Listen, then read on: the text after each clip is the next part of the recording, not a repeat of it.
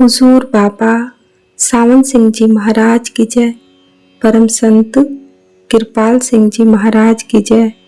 गुरु प्यारी साध संगत जी, हुजूर बाबा सावन सिंह महाराज जी के चोला छोड़ने के बाद परम संत कृपाल सिंह जी महाराज ऋषिकेश एकांतवास में चले गए।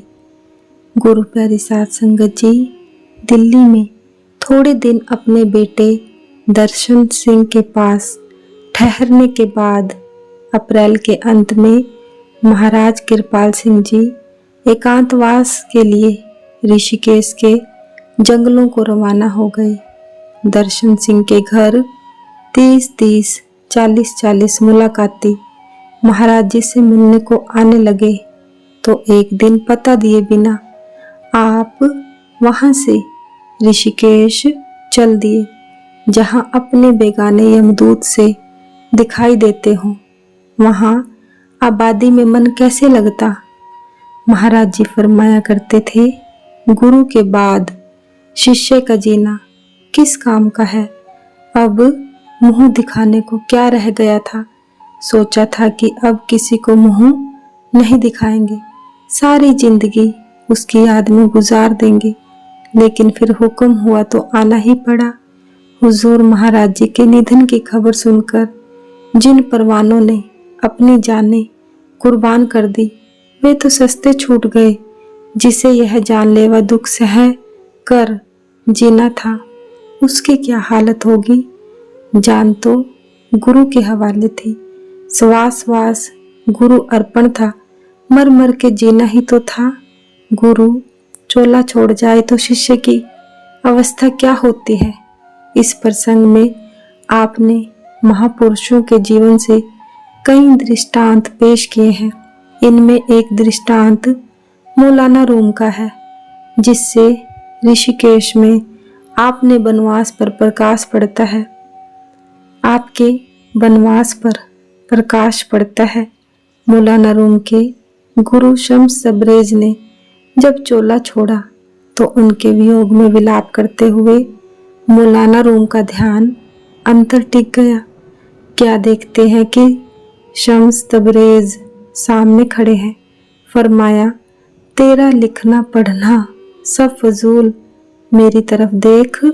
आंख से आंख मिली, अमर जीवन की निज आनंद की मस्ती की धारा रोम रोम में भर गई। उस नशे में सब भूल गए।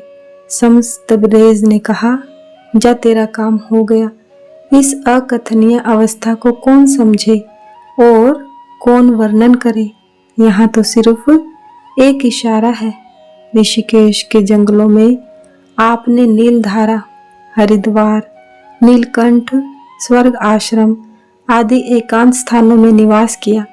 आप वहाँ किसी से बात नहीं करते थे, सारा समय भजन में लीन रहते थे। भजन की 4-4 घंटे की 4 बैठकें होती थी, अर्थात दिन में 16 घंटे समाधिस्थ रहते। खाने पीने की तरफ से बेपरवाही थी। आपके पुराने प्रेमी लाला मंगत राम जी और एक और सज्जन द्वारिकादास साथ में थे। लाला मंगत राम अंत तक साथ रहे। द्वारिकादास को उसकी पत्नी समझा बुझाकर वापस ले गई। साथ वालों को महाराज जी का कड़ा आदेश था, हमें खाने पीने के लिए तंग ना करना, ना हमारा पीछा करना, हमें अपने हाल पर छोड़ दो। सबसे पहले हरिद्वार में गंगा के पार, नीलधारा में, केशव आश्रम में, जिसे मौनी बाबा का आश्रम भी कहते हैं, 3 सप्ताह आप ठहरे। घने जंगल में एकांत जगह थी वह। अब तो बाकायदा प्लेटफार्म और सड़कें बन गई हैं। तब यह निर्जन वन था। लोग नाव पर वहां जाते थे। जंगली जानवरों के अलावा वहां सांप बहुत थे। साथियों को आपने समझाया कि तुम शहर चले जाओ, नहीं तो सुबह मरे मिलोगे। इनके जाने से एक दिन पहले सांप ने एक आदमी को काट खाया था और वह उसी समय मर गया था। इनके समझाने पर एक साथी तो चला गया, दूसरा वहीं रह गया। मौनी बाबा के आश्रम के कमरों में दरवाजे तो थे, कुंडे नहीं थे, ताला नहीं लग सकता था। रात को सांपों की चौकसी के लिए आपने और साथी ने बारी बारी पहरा देना शुरू किया। एक दिन महाराज जी जाग रहे थे तो सांप खिड़की से अंदर आ गया। बहुत बड़ा फनियर नाग था। अंदर आकर फन फैलाए कुंडली मारकर बैठ गया और साथी की चारपाई के पास तखत पर बड़े जोर से डंक मारा।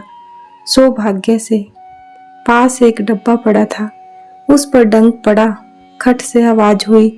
आपने टॉर्च की रोशनी फेंकी तो देखा कि फनियर सांप था। रोशनी पड़ते ही बड़ी तेजी से वह कमरे के चक्कर काटने लगा। दरवाजा बंद था। महाराज कृपाल सिंह जी ने उठकर दरवाजा खोल दिया तो सांप बाहर निकल गया। नीलधारा में महाराज जी का प्रोग्राम यह था कि नदी किनारे किसी एकांत स्थान पर, जहां पंछी भी पर न मार सके, जाकर समाधि में लीन हो जाते। तन पर केवल एक धोती और कुर्ता पहने रहते, पगड़ी वगड़ी कुछ नहीं। यह पोशाक थी। रोटी एक वक्त खाते थे, वह भी साथियों के आग्रह पर, वरना इन्हें कोई परवाह नहीं थी। गंगा मैया के दर्शन। नीलधारा में निवास के दौरान एक दिन साथी इन्हें खोजते खोजते वहां जा पहुंचे जहां महाराज जी समाधि लगाए बैठे थे। थोड़ी देर में देखा कि नदी के बीच मंझधार में एक स्त्री सिर के बाल खोले खड़ी स्नान कर रही है। वह साड़ी पहने हुए है और पानी से जरा बाहर है। यह विचित्र दृश्य देखकर वह डर गया कि कोई बला तो नहीं जो इतने गहरे पानी और तेज बहाव में खड़ी स्नान कर रही है। इतने में उसने देखा कि वह स्त्री महाराज जी के करीब पहुंचती जा रही है। उससे रहा ना गया और आगे बढ़कर महाराज जी के चरण पकड़ लिए और प्रार्थना की कि कोई चीज बढ़कर आगे आ रही है। महाराज जी ने आंख खोली और फरमाया, तुम शोर न मचाते तो स्वयं देख लेते वह औरत कौन थी। इतने में वह स्त्री जो थोड़ी देर पहले दिखाई दे रही थी पानी में लोप हो गई। साथी के पूछने पर महाराज जी ने बताया कि वह औरत गंगा माई थी। तुम शोर न करते तो देखते वह किस तरह हमसे मिलती। स्वर्ग आश्रम में। नीलधारा से महाराज जी ऋषिकेश के स्वर्ग आश्रम पहुंचे। वहां रानी की कोठी में निवास किया, जहां किसी जमाने में स्वामी शिवानंद रहते थे। स्वर्ग आश्रम से कुछ दूर आप नदी के बीच एक शिला पर जा बैठते और ध्यान में लीन हो जाते, या फिर नदी के पार एक सिरे पर सेठ जयदयाल गोई नका की गुफा में जाकर भजन बैठ जाते। इसमें एकांत के अलावा यह सुविधा थी कि खाने पीने के लिए कोई तंग ना कर सकता था। एक दिन तार आई कि ऊपर से पानी का बहाव तेज हो रहा है और दरिया 5-6 फुट चढ़ जाएगा। नदी किनारे पड़े हुए साधुओं को हुक्म हुआ कि झोंपड़ियां खाली कर वे ऊपर चले जाएं। साथियों को घबराहट होने लगी कि नदी में बाढ़ आ रही है और महाराज जी बीच मंझधार में शिला पर समाधि लगाए बैठे हैं। इन्हें कैसे उठाया जाए। उन्होंने एक नाव वाले से कहा कि महाराज जी को नाव में बिठाकर किनारे पर ले आओ, मगर उसने इनकार कर दिया। साथी से और कुछ ना बना तो उसने वहीं से शिला पर कंकर फेंके, पर यह जगह दूर थी। हार कर हुजूर बाबा सावन सिंह जी महाराज से प्रार्थना की, हे सतगुरु हम पर दया करो, इन्हें उठाओ। उस वक्त लहरों का तेज बहाव प्रलय था, दृश्य प्रस्तुत कर रहा था। आखिर मालिक ने प्रार्थना सुनी।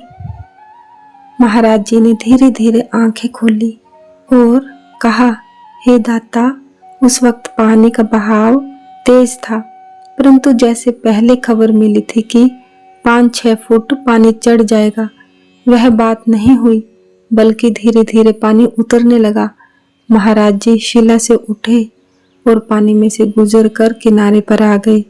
स्वर्ग आश्रम में महाराज जी की किताबें भी साथ ले गए थे कि वहां अध्यात्म पर कुछ लिखेंगे, परंतु आत्म रस की मस्ती में लिखना पढ़ना तुच्छ दिखाई दिया और किताबें किनारे रख दी।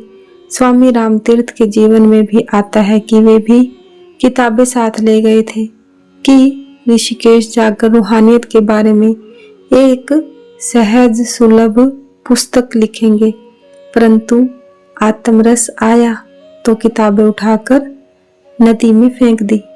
शेर की गर्ज।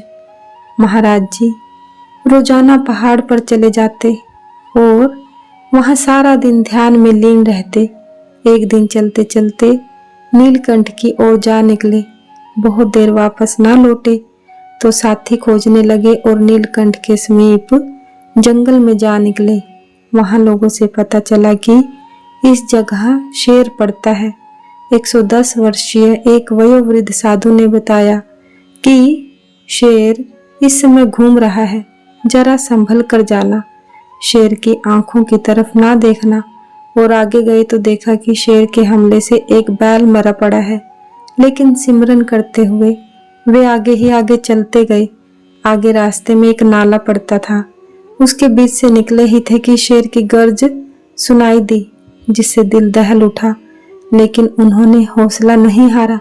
इतने में क्या देखते हैं कि महाराज जी सामने से चले आ रहे हैं और कह रहे हैं, घबराओ नहीं, मैं ही तुमको डरा रहा था ताकि तुम मेरा पीछा ना करो।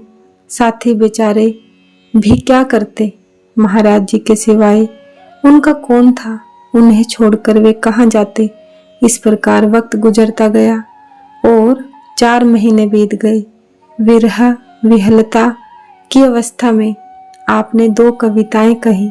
प्रभु प्रेम रस भीनी, विरह वेदना से भरपूर एकांत में बैठकर गाओ तो दुनिया से जी उचाट हो जाता है और दुनिया की कोई इच्छा मन में नहीं रह जाती। कविताओं में कुछ ऐसा प्रभाव था कि इनके साथियों का वापस दुनिया में जाने को बिल्कुल मन नहीं करता था, मगर साथ ही सोच भी थी कि महाराज जी के बिना सत्संगी जनों और दर्शन अभिलाषी जनता का क्या बनेगा। कविताएं ये हैं।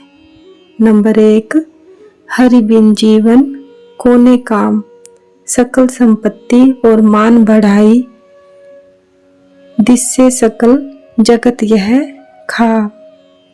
श्वास 2 धारा बहती जाए, हर घड़ी 8 जाम, हरि बिन जीवन कोने काम। नाम न जपियो सदा मदमाता, खो बैठियो अपना निज धाम। सकल मनता में केवल हरि नामा, बिन रस चाखे जीवन कोने काम। हरि बिन जीवन कोने काम, हरि नाम सम जग कछु नाही। खोल देखो वेद पुराण, हरि हरि करते उम्र गवाई। अब तो कर ले अपना जान, हरि बिन जीवन कोने काम। हे हरि जी मोको कर ले अपना, बिन पैसे बिन दाम। हरि जी दास की सुन लो पुकारा, थक आए प्रभु तेरी छाम। हरि बिन जीवन कोने काम। कविता नंबर 2, हरि मोको ले चल अपने धाम। मन इंद्री रस लोभ लुभाना, बसियो हाड़ मांस के चाम।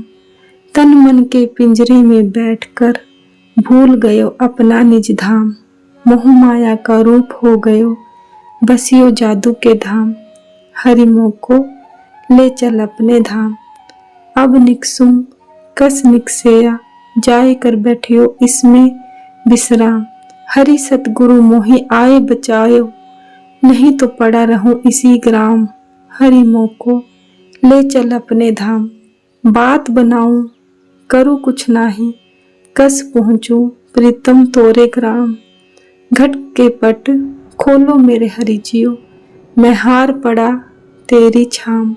हरि मोको ले चल अपने धाम। मैं अवगुण भरा एक गुण नाही, किस मुँह से करूं प्रणाम। आपन बिरद आप ही राखियो, हरि जियो दास सिर ऊपर छाम। हरि मोह को ले चल अपने धाम।